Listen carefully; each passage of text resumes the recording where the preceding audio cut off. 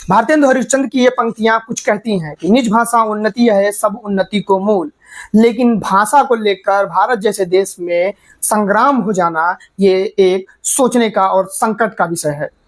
आए दिनों देखने को मिलता है कि मराठी और हिंदी भाषा को लेकर कई सारे विवाद सामने आते हैं। ये विवाद आज का नहीं है, ये विवाद बहुत पुराना है। तो 1960 के दशक में महाराष्ट्र राज्य का गठन होना था, तो कई सारे राज्यों के जिलों को काट कर के महाराष्ट्र का गठन करना था।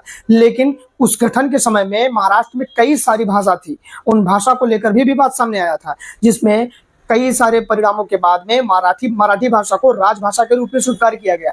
उस समय भी कई सारे आंदोलन हुए, जिसमें गैर हिंदी भाषी लोग और मराठी भाषी लोगों के बीच में टकराव देखने को मिला। बाला साहब ठाकरे ने जब अपनी पार्टी का गठन किया तो उन्होंने बताया कि महाराष्ट्र संकट में है, मराठा संकट में है, मराठी भाषा संकट में है, जिसको लेकर वहां के युवा और अन्य सारे लोग काफी उत्सुक हो गए, उस अपनी भाषा के संरक्षण के लिए उतर आए। लेकिन अपनी भाषा का संरक्षण और दूसरी भाषा के प्रति कब द्वेष उन लोगों के बीच उत्पन्न हो गया, यह पता ही नहीं चला। अपनी भाषा के लगाव के साथ साथ गैर हिंदी और गैर मराठी भाषी लोगों पर कई सारे अत्याचार सामने आए।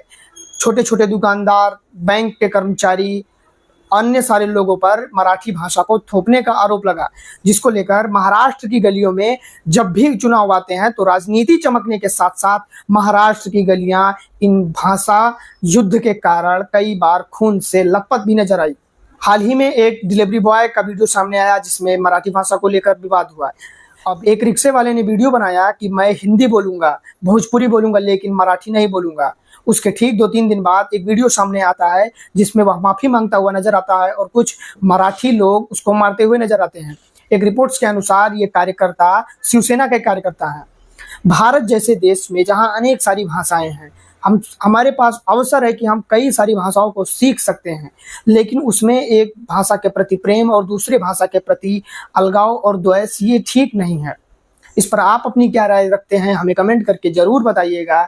लेकिन इस वीडियो के अंत होने से पहले मैं आप लोगों को बता दूं कि भारत में जितनी भी भाषाएं हैं सभी भाषाओं से हमें प्रेम करना चाहिए, सभी भाषाओं को उतना ही सम्मान देना चाहिए।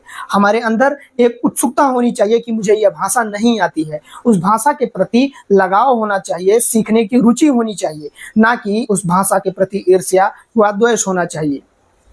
सभी भाषाओं को हम सीख सकते हैं, यह अवसर हमको भारत में ही मिलता है। इस अपने प्रेम और सौहार्द को बनाए रखने में हम भी अपनी अहम भूमिका निभा सकते हैं। नमस्कार, ये वीडियो आप देख रहे थे जनसंवाद क्रांति पर और कैमरे के पीछे हैं अरुण राय, मैं अनुराग मिश्रा।